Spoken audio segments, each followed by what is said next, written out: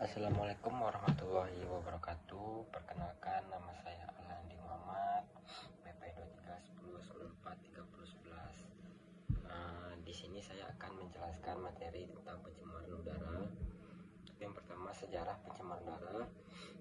Salah satu permasalahan lingkungan dapat terjadi karena polusi udara yang dihasilkan oleh industri. Untuk mencegah dan mengurangi dampak dari polusi udara yang terjadi dan semakin pesat di berbagai belahan dunia, maka pada tahun 1974 UNEP dan WHO menginisiasikan program sistem pengawasan terhadap keadaan lingkungan global. Selain itu, pada konferensi lingkungan internasional yang diadakan pada tahun 1992 di Rio de Janeiro, permasalahan polusi udara di perkotaan juga mendapatkan sorotan yang penting.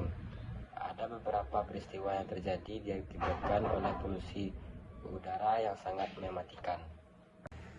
Lalu yang kedua yaitu sejarah peristiwa pencemaran udara yang mematikan. Great Smoke of London 1952. Pada Desember 1952, ribuan rumah tangga menghasilkan asap yang berasal dari batu bara. Pada peristiwa ini, ribuan ton jelaga hitam, tar, dan SO2 telah terkumulasi di udara akibat pembakaran batu bara. Lalu yang kedua yaitu Donora Smoke 1948.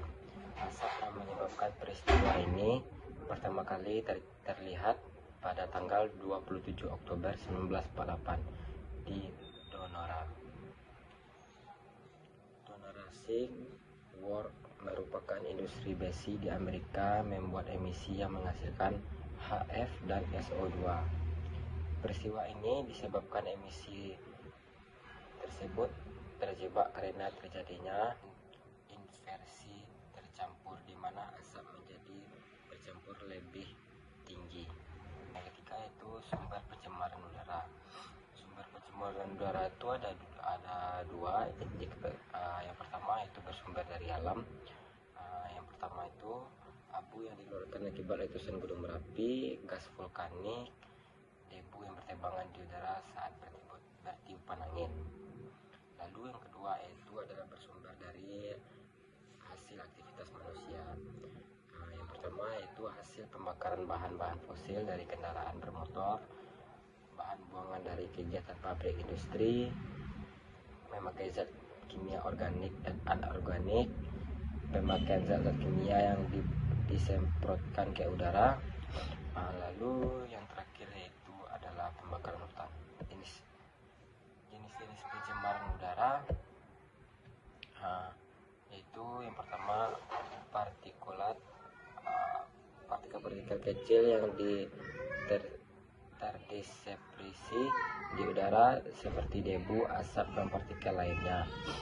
Ozon, troposfer. Ozon yang terbentuk di lapisan troposfer, bagian terendah dari atmosfer. Lalu yang ketiga, nitrogen dioksida, gas yang dihasilkan dari aktivitas manusia, terutama pembakaran bahan bakar fosil. Sulfur dioksida, gas hasil pembakaran bahan bakar fosil yang mengandung belerang.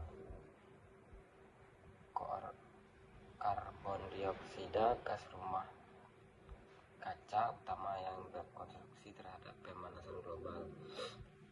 Bahan kimia beracun, yaitu bahan kimia beracun seperti benzena, formaldehida, dan logam berat. Dampak pencemaran udara. Dampak pencemaran udara bagi alam yaitu yang pertama hujan asam, penipisan lapisan ozon, pemanasan global. Dampaknya itu yang kedua, dampak pencemaran udara bagi makhluk hidup yaitu karbon monoksida, nitrogen dioksida, hidrokarbon, global, ozon, ya lalu NOx. Lalu yang terakhir di sini ada regulasi pencemaran udara di Indonesia. Tersedianya transportasi ramah lingkungan, perketat emisi industri, kerjasama internasional, pemberlakuan hukum, penghijauan, lalu pengurangan dan daur ulang sampah. Itu yang dapat saya sampaikan. Kalau ada kata salah mohon dimaafkan. Assalamualaikum warahmatullahi wabarakatuh.